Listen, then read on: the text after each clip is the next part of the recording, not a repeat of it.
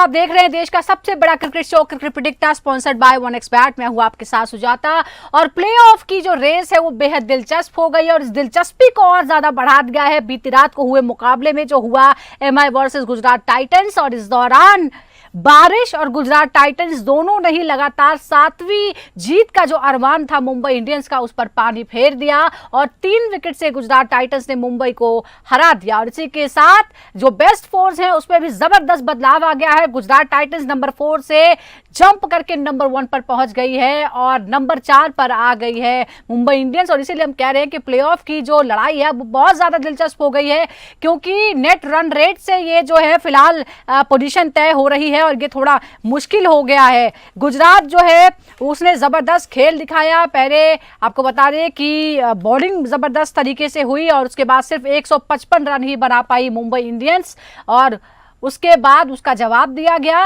लेकिन जवाब में बारिश ने भी थोड़ा सा खलल भी डाला और कह सकते हैं कि जीटी का साथ भी दिया और फिर 19 ओवर में जो 147 रन बनाने थे वो पूरे कर लिए और 3 विकेट से मुंबई को गुजरात ने हरा दिया है। अगर हम इसमें जो कमजोर कड़ियों को देखें मुंबई की तरफ से तो लगातार रोहित शर्मा अच्छे रन बना रहे थे और जब वो रन बना रहे थे तो टीम जीत भी रही थी, लेकिन कल ऐसा हुआ नहीं। सिर्फ 7 रन बना पाए। राहुल रिकल्टन 2 पर आउट हो गए। हार्दिक पांड्या एक कप्तान के तौर पर कई सारी गलतियां उन्होंने की।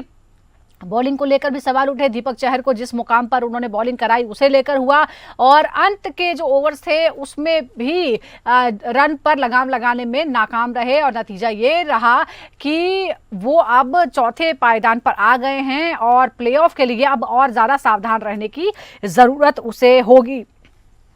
ये रही कल के मुकाबले की बात। आज जो मुकाबला होने वाला है वो है केकेआर वर्सेस सीएसके। सीएसके पहले ही बाहर हो चुकी है, लेकिन आज एक और टफ फाइट देने की वो कोशिश करेंगी। पिछले मुकाबले में वो हारी जरूर थी, लेकिन जो फासला था वो बहुत कम था और केकेआर के लिए मुश्किल ये है कि अब इसके पास कोई ऑप्शन नहीं है कोई भी मैच हारने का, वरना वो भी एग्जिट कर जाएगी। डिफेंडिंग चैंपियन वो है और इसीलिए उसे इस रेस में बने रहने के लिए आज का मैच जीतना बहुत ज्यादा जरूरी है। इस पर हम डिटेल में बात करेंगे, लेकिन उससे पहले आज पहले उस मुकाबले की बात करते हैं जिसकी वजह से प्लेऑफ की लड़ाई दिलचस्प हो गई है, जो मुंबई और जीटी के बीच हुआ।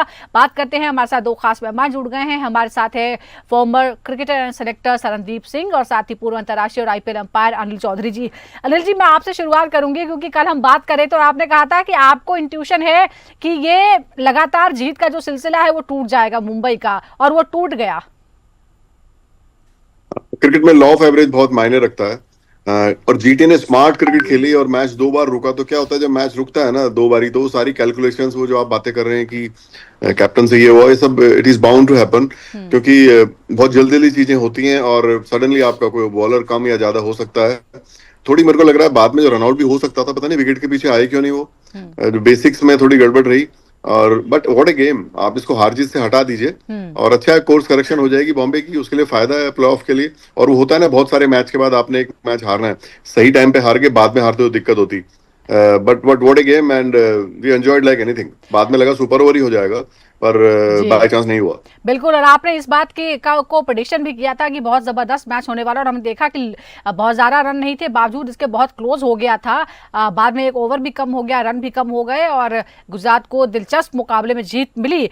लेकिन सरनदीप जी, आप क्या कहेंगे क्यों ये जो नतीजा हुआ वो कैसे हुआ, और अब प्लेऑफ की रेस के बारे में आप क्या कहेंगे? अब देख रहे हैं धड़ाधड़ एक एक मैच जो है वो बहुत कुछ डिसाइड कर रहा है। नहीं, बिल्कुल। कल अगर मुंबई इंडियंस की बात करें तो कुछ ऐसा गुजरात टाइटंस के गेंदबाजों ने कुछ खास नहीं किया। जितने भी विकेट थे वो थ्रो किए गए। अगर आप पहला रिकल्टन का विकेट छोड़े कि ठीक है वो एक शॉट चेक किया, आउट हो गया, उसके बाद रोहित शर्मा जिस तरह से बैठ के पैडल्स भी मारते थे, उनको पहले ऐसे कभी नहीं देखा फाइनल के बाद। तो विकेट छोड़ के मारने लगे। वो ऐसा गेम नहीं खेलते, वो कोशिश करते हैं कि पहले थोड़ा एक अच्छा स्टार्ट लेते हैं, उसके बाद फिर इम्प्रोवाइजेशन करते हैं। वो हो गया। फिर सूर्य कुमार यादव वेल सेट थे, कोई जरूरत नहीं उस ओवर में, ऑलरेडी एक छक्का 3 सिंगल्स आ चुके थे, वो गलत शॉट मारी।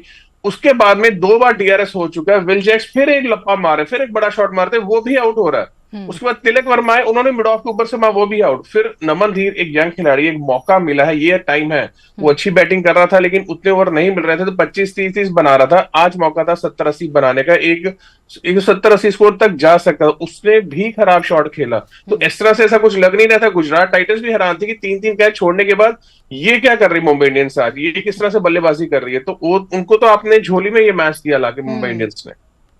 बिल्कुल ऐसा लग रहा है कि गिफ्ट कर दिया मुंबई ने एक तरह से जो मैच था वो गुजरात को। पर जो भी हो, गुजरात अब पॉइंट्स टेबल में नंबर 1 पोजीशन पर है। और अब आज के मुकाबले की बात करते हैं जिसमें एक टीम ऐसी है जो एग्जिट कर चुकी है, कई बार की चैंपियन है लेकिन फिलहाल एग्जिट है। दूसरी है डिफेंडिंग चैंपियन, और वो भी बहुत ज्यादा लड़खड़ा हुआ जो प्रदर्शन है उसका है, और उसके लिए बने रहने की जो है वो लड़ाई है। ये बिल्कुल कॉन्ट्रास्ट है, क्योंकि यहाँ 2 मुकाबले जो हुए उसमें प्ले ऑफ में नंबर 1 पे कौन रहेगा उसकी लड़ाई थी।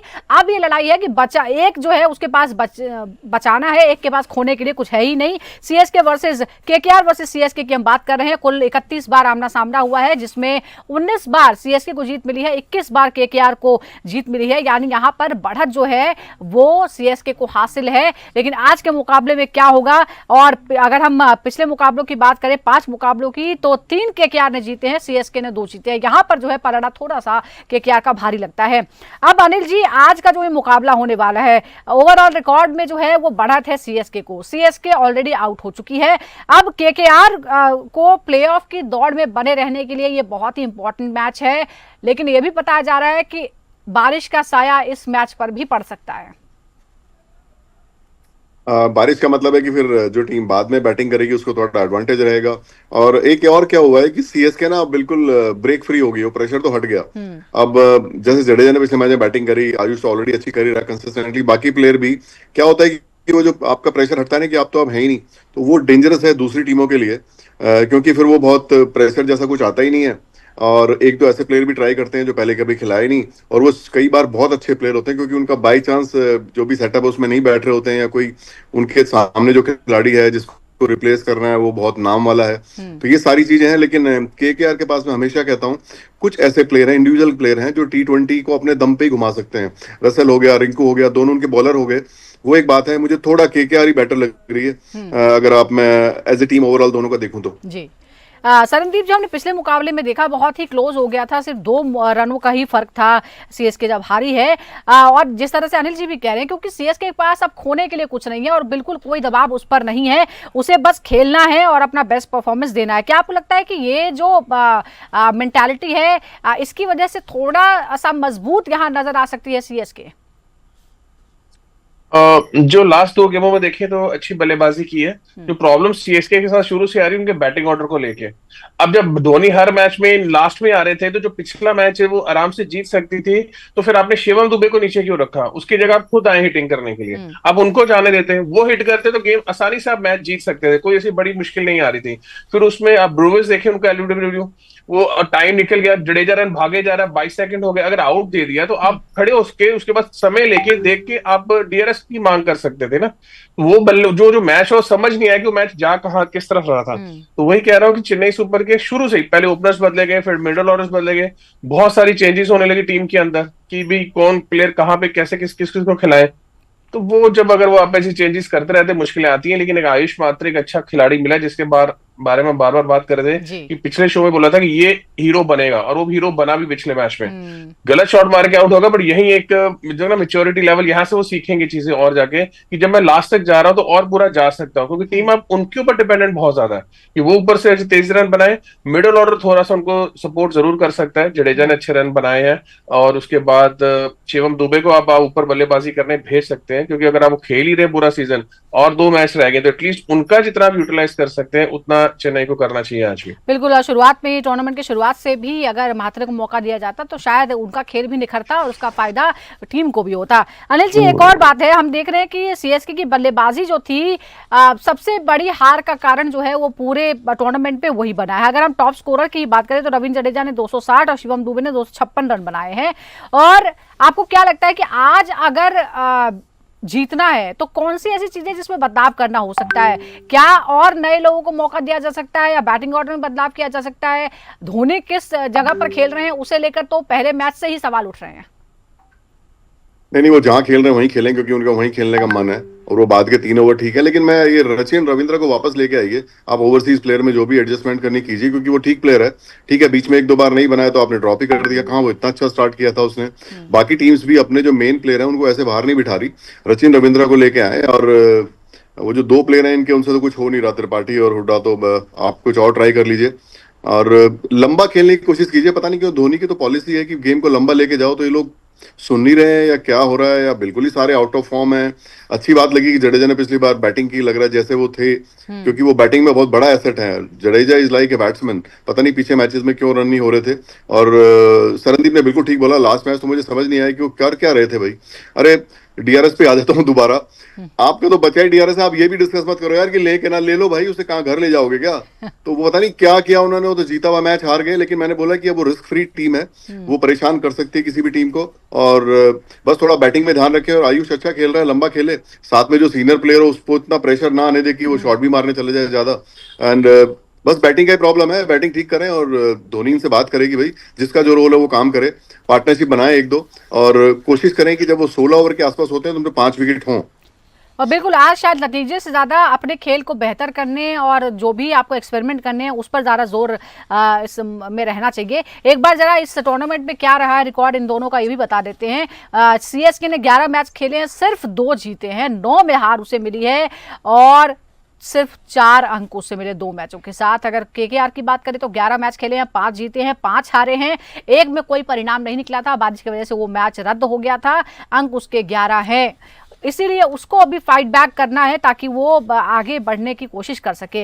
अगर हम चेन्नई सुपर किंग्स के शीर्ष बल्लेबाजों की बात करें तो जैसा बताया, रविंद्र जडेजा ने 260 रन, शिवम दुबे 256, सचिन रविंद्र 191, ऋतुराज गायकवाड़ 122। हालांकि वो कुछ ही मुकाबलों के बाद बाहर हो गए थे, तो ये रिकॉर्ड है। इसके अलावा जो गेंदबाज है सीएसके के उसकी बात करते हैं। नूर अहमद ने 16 विकेट लिए, आसिफ ने 14 विकेट, मथीसा परिथाना ने 12, रविंद्र जडेजा ने 11 विकेट लिए। केकेआर की तरफ से अगर हम विकेट टेकर्स की बात करते हैं तो वरुण चक्रवर्ती, वैभव अरोड़ा ने 13, वरुण चक्रवर्ती ने 22, हर्षित राणा ने 13 और सुनील नरेन ने 13 विकेट हासिल किए। अब केकेआर के लिए चक्रवर्ती इस सीजन में सबसे सफल गेंदबाज रहे हैं, 22 विकेट जो है उन्होंने लिए। टीम को कैसे उनकी गेंदबाजी का और बेहतर इस्तेमाल करना चाहिए ताकि आज का जो नतीजा है वो अपने हक में ला सके केकेआर, सरनदीप जी? देखिए, पिछले मैच में हमने देखा था कि केकेआर ने जो विकेट बनाया था काफी धीमी थी, उसमें बॉल को इतना अच्छा बल्ले पे नहीं आ रहा था कुछ, और फास्ट बॉलर्स को मदद नहीं मिल रही थी। स्पिनर्स को बहुत हेल्पफुल हुआ, मोइन अली खिलाए, उन्होंने आके विकेट लिए। हालांकि रयान पराग ने वो 5 छक्के लगा के थोड़ा सा गेम को बदला जरूर था, लास्ट तक मैच को जरूर ले गए थे, बट वो विकेटें इस तरह से बनाई जाती कि जिससे वरुण चक्रवर्ती, सुनील नारायण और अगर मोइन अली आज दोबारा खेलते हैं तो उनको वो फायदा वहां पे मिल सकता है, क्योंकि उनकी ताकत उनकी स्पिन गेंदबाजी है। इस सीजन हर्षित राणा उतनी अच्छी गेंदबाजी नहीं कर रहे, उन्होंने खुद ने एडमिट किया कि बॉलबाजी नहीं हो रही। आपके लिए वैभव अरोड़ा वो नए बॉल से अगर विकेट नहीं ले रहे तो बाद में वो गेंदबाजी में नहीं आते, रह दे के आपके पास फिर आंद्रे रसल रह जाते कि वो आके आपके लिए गेंदबाजी करें। बट यहाँ पे केकेआर को कोशिश करनी पड़ेगी कि अच्छा विकेट बनाए, क्योंकि उनकी ताकत उनकी बल्लेबाजी है। सुनील नारायण अगर ऊपर से अच्छे रन बनाते हैं, अगर वो एक बार दोबारा से चल गए, क्योंकि फिर वो बहुत जल्दी 6 ओवरों में 70-80 रन आपके लगा देते हैं, फिर आपको एक प्लेटफॉर्म मिल जाता है कि जहां से आप 200 के आसपास जा सकते हो। और केकेआर के लिए तो डू और डाई है, हर गेम आपको जीतना है, और अच्छे मार्जिन से जीतेंगे तो कहीं ना कहीं अगर पॉइंट्स टेबल में बराबरी करते हैं तो ये ना हो कि रन रेट से पीछे रह गए, तो रन रेट को भी उतना बेहतर करना पड़ेगा उनको।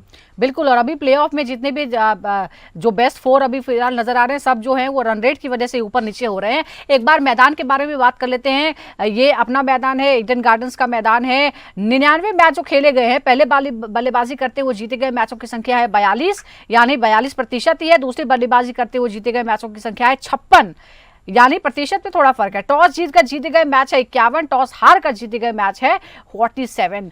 अब अनिल जी, आप जरा इस मैदान को और अच्छे से जानते हैं, ये जो मैचेस के हिसाब से 56वां लक्ष्य का पीछा करने वाली टीम ने जीत हासिल की है, इसके लेकर आप क्या कहेंगे? क्या मौजूदा हालात में सीएसके के पास इतनी बल्लेबाजी है कि अगर उसे पीछा करना पड़े, चेज करना पड़े तो वो जीत सके? नहीं, वो बैटिंग करके ही जीत सकते हैं, उनके पास 2-3 लोग हैं ऐसे जो मैच जिता सकते हैं, और फास्ट आउटफील्ड है, ग्राउंड छोटा है कंपैरेटिवली, और जैसे मौसम का बता रहे हैं, अगर कम ओवर का मैच हो तो बाद में बैटिंग करना तो और भी यूजफुल है, क्योंकि आपको पता होगा क्या बनाना है, कितने विकेट आपके हाथ में है। हाँ, अगर मौसम खराब है तो ड्यू तो नहीं होगी आज, क्योंकि जब भी बादल या हवा होते हैं तो ड्यू नहीं आती है, एक अलग टेक्निकल फैक्टर है। बाद में बैटिंग करें, वो पहले करने की जरूरत नहीं है। आ गई तो आ गई, अलग बात है। देखिए, उनको एक सबसे बड़ा एडवांटेज क्या है, उनके पास 8 ओवर ऐसे हैं कि 8 ओवर में पूरी टीम दूसरी लेट जाती है। उनके जो 8 ओवर डालते हैं नारायण और चक्रवर्ती, जो इस टूर्नामेंट का उनका अब तक कर रहा है, वो एडवांटेज उनका बैट्समैन उतने नहीं उठा पाए हैं। आप समझिए, हर टीम से ऑलरेडी 2-3 ओवर प्लस है, बिकॉज इनके दोनों बॉलर्स की बॉलिंग किसी को समझ ही नहीं आ रही।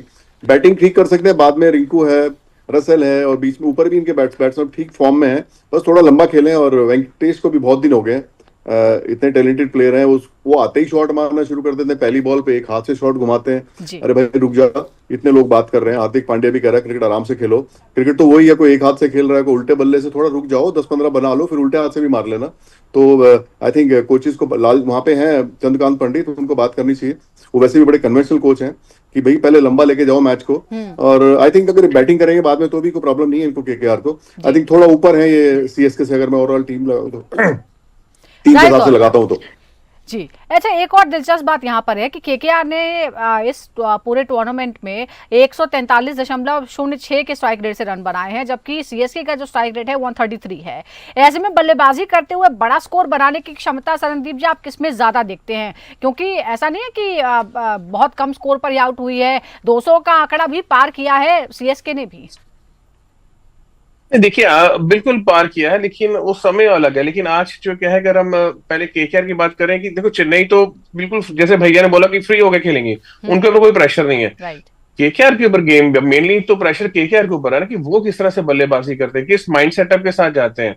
क्योंकि उनके पास अभी देखिए, आपने रमनदीप का ठीक तरह से इस्तेमाल नहीं हुआ, रिंकू सिंह ठीक तरह से इस्तेमाल नहीं हुए, आंद्रे रसल की बारी एक ही मैच में आई है, वेंकटेश अय्यर अपने रन नहीं बना रहे, लेकिन जो बना रहे हैं ऊपर से अजिंक्य रहाणे, उनको चाहिए थोड़ा सा और लंबा खेल सकते हैं। रघुवंशी थोड़ा सा और अटैकिंग करके खेल सकते हैं, क्योंकि बीच में बहुत ज्यादा स्लो कर देते गेम को। तो अगर ओपनर्स आउट हो गए आपके सुनील नारायण जल्दी, फिर कहीं ना कहीं वो टारगेट आप देखते हैं 170 के आसपास ही कहीं ये लोग फंस जाते हैं, क्योंकि मिडिल ऑर्डर बिल्कुल नहीं चल रहा। तो एक वो ध्यान रखना पड़ेगा कि सुनील नारायण को, कि भाई अगर वो आज एक बड़ी पारी खेलते हैं तो केकेआर कहीं ना कहीं, और जरूर पहले बल्लेबाजी करनी चाहिए, क्योंकि चेन्नई को आप प्रेशर में डालिए, क्योंकि बैटिंग उतनी नहीं चल रही है। ऊपर से कहीं जल्दी से 1-2 प्लेयर आपके आउट हुए तो फिर वो टीम बहुत जल्दी बिखरती दिखती है। लेकिन आपने उनको पहले मौका दिया बल्लेबाजी करने का, वो तो वैसे फ्रीली खेल रहे हैं, वो तो फिर पहली बॉल से मारना शुरू कर देंगे। उनके लिए हार जीत मायने नहीं रखती, हार जीत आपके लिए मायने रखती। तो हालांकि पिछले मुकाबले में 200 का स्कोर भी पार किया और चेज करते वो भी काफी करीब पहुंच गए थे।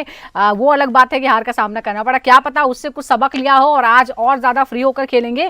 एक और बात है, अगर हम बैटल्स की बात करते हैं तो जैसे हम रविंद्र जडेजा का हमने बहुत जिक्र किया है, वो एक महत्वपूर्ण कड़ी है सीएसके के लिए। बैटल जो है अजिंक्य रहाणे वर्सेस रविंद्र जडेजा की, 27 गेंदों का एनालिसिस है, रन बने हैं 26, एक बार आउट, 8 डॉट बॉल्स हैं।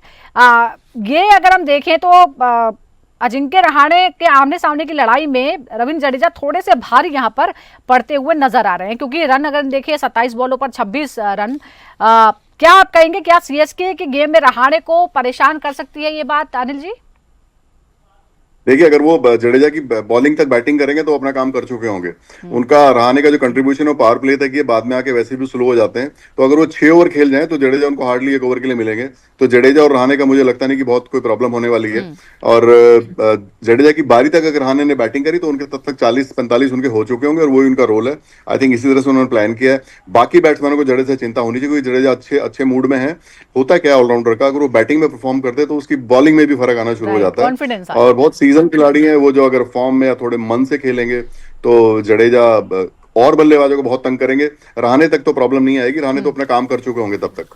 चलिए, वो काम कर चुके होंगे, देखेंगे कि वो काम कर भी पाते हैं कि नहीं कर पाते हैं। अब हम देखते हैं डीकॉक और खलील अहमद के बीच का जो कंपटीशन है। 30 गेंदों का एनालिसिस है, 46 रन पड़े हैं, एक बार आउट, 13 डॉट बॉल्स हैं, 13 डॉट बॉल्स, 4 चौके 3 छक्के, 153 का स्ट्राइक रेट यहाँ पर नजर आ रहा है। आमने सामने की लड़ाई में खलील अहमद पर भारी पड़े डीकॉक, लगता है क्या इस गेम में खलील अहमद के लिए ये चिंता की बात हो सकती है, खासतौर पर जब वो सीएसके की तरफ से ठीक ठाक परफॉर्मेंस दे रहे हैं? नहीं, बिल्कुल नहीं होनी चाहिए, क्योंकि खलील एक विकेट टेकर गेंदबाज है। हालांकि पिछला मैच थोड़ा सा खराब गया, रन वहां पे ज्यादा लग चुके उनको, और उससे पहले पूरे सीजन में एक अच्छी गेंदबाजी करते आ रहे हैं। उनको जो है क्विंटन डिकॉक से ज्यादा मुझे लगता है सुनील नारायण से थोड़ा सा ध्यान रखना पड़ेगा, क्योंकि क्विंटन डिकॉक तो फिर सोच समझ के देख के आप हिटिंग करते हैं, पर यहाँ तो सुनील नारायण तो पहली बॉल से ही तैयार रहते हैं मारने के लिए, अगली टांग खोली और उसमें चौके छक्कों पे रहते हैं। यहाँ पे अगर खलील अहमद ने ऊपर से 2 विकेट निकाली तो फिर केकेआर एक बड़ी मुश्किल में आ सकती है, क्योंकि खलील अहमद और वो करना भी जानते हैं और अग्रेसिव है, मार पड़ भी रही हो तो भी वो विकेट लेने के लिए उनका जो इंटेंट रहता है वो आउट करने के लिए रहता है। और जो गेंदबाज इस इंटेंट से गेंदबाजी करता है, बल्लेबाज कितना भी बड़ा सामने हो, उनको एक बॉल ही चाहिए आउट करने के लिए।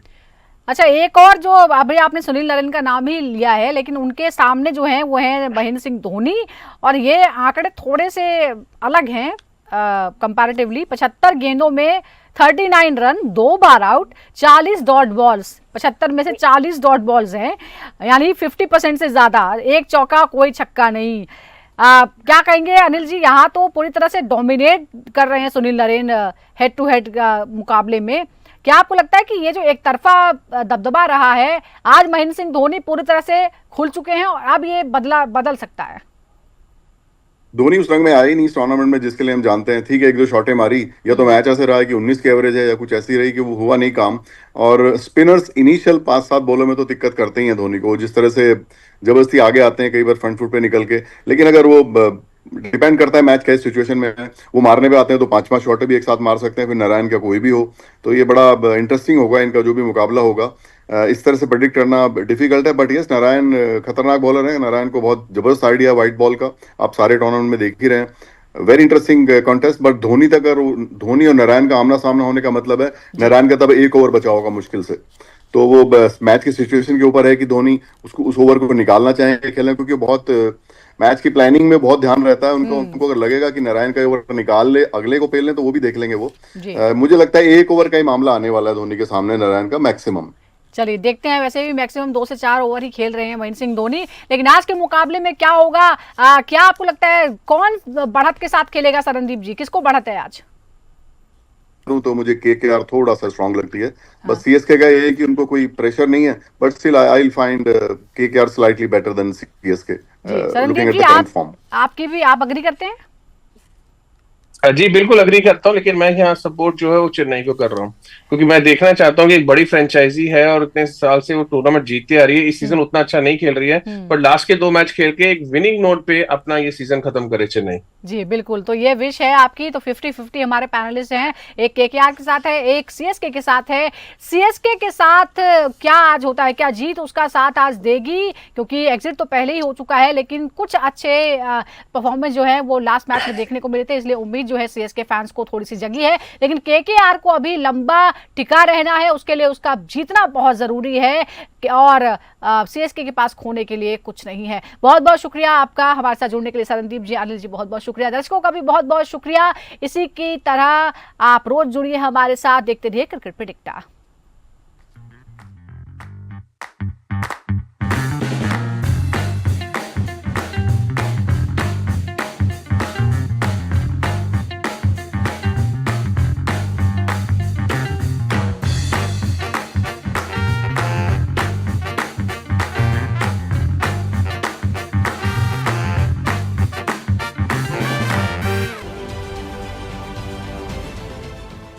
देश विदेशातील प्रत्येक घडामोडींचे लाईव्ह अपडेट मिळवण्यासाठी आता साम टीव्हीच्या सर्व सोशल मीडिया प्लॅटफॉर्मला लाईक, फॉलो आणि सबस्क्राईब करा। तसंच सर्व नोटिफिकेशनसाठी बेल आयकॉन प्रेस करायला विसरू नका।